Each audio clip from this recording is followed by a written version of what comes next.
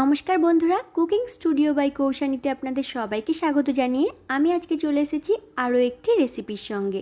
আজকের recipe pomfret কারি, আর এটা গরম ভাতের সাথে খেতে কিন্তু অসাধারণ লাগে। তো চলুন রেসিপিটি শুরু করা যাক। আমি এখানে 4 পিস পমফ্রেট মাছ কেটে ভালো করে ধুয়ে নিয়েছি।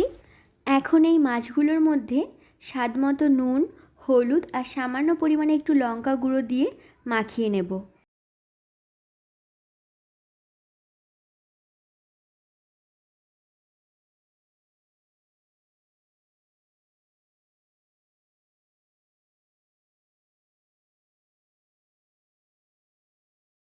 এরপর গ্যাস ওভেনে একটি কড়াই বসিয়ে দিয়ে দেব পরিমাণ মতো সর্ষের তেল। হাই হিটে তেলটাকে গরম করে নিয়ে মিডিয়াম ফ্লেমে রেখে মাছগুলোকে দিয়ে দেব।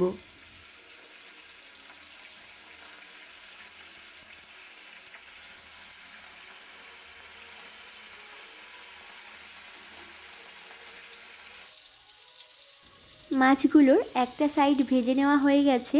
এবার এগুলোকে উল্টে দিয়ে অপর দিকটাও একইভাবে ভেজে নেব।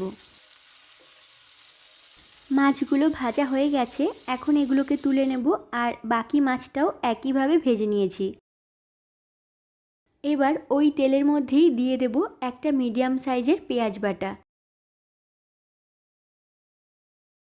এবার এটা তেলের সঙ্গে 1 মিনিট একটু নাড়িয়ে চাড়িয়ে নিয়ে এর মধ্যে দিয়ে দেব 1 চা চামচ আদা রসুন বাটা, একটা মিডিয়াম সাইজের টমেটো কুচি আর 2টো চেরা কাঁচা লঙ্কা।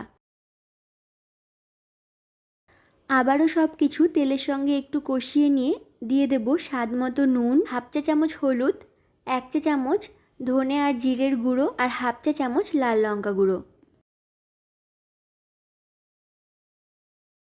এবার সব মশলাগুলোকে কয়েক সেকেন্ড ভালো করে নেড়ে চেড়ে মিশিয়ে নিয়ে এর মধ্যে দিয়ে দেব সামান্য একটু জল দিয়ে ঢাকা দিয়ে হতে দেব 2 মিনিট।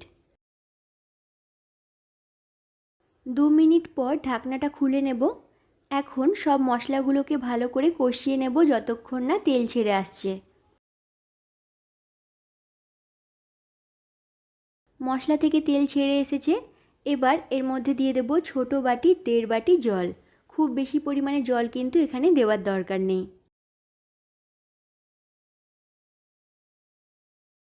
ঝোলটা ফুটে উঠেছে, এখন মাছগুলোকে দিয়ে ঢাকা দিয়ে হতে দেব প্রায় 3 মিনিট।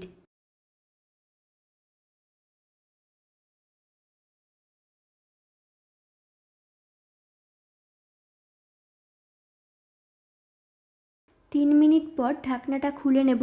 মাছগুলো প্রায় হয়েই এসেছে। এখন সামান্য পরিমাণে একটু গরম মশলা আর কিছুটা ধনেপাতা কুচি ওপর থেকে ছড়িয়ে দিয়ে নামিয়ে নিলেই রেডি পমফ্রেট কারি। তো বন্ধুরা, আজকে আমার এই রেসিপিটি কেমন লাগলো প্লিজ জানাবেন। তার জন্য অবশ্যই লাইক, কমেন্ট আর শেয়ার করবেন। যারা এখনও আমার চ্যানেলটিকে সাবস্ক্রাইব করেননি তারা প্লিজ আমার চ্যানেলটিকে সাবস্ক্রাইব করবেন। আর যারা ফেসবুক থেকে দেখছেন তারা প্লিজ আমার পেজটিকে ফলো করে দেবেন। তো আজকের মতো টাটা, সবাই ভালো থাকবেন, সুস্থ থাকবেন। আবার ফিরে আসবো অন্য কোনো রেসিপির সঙ্গে।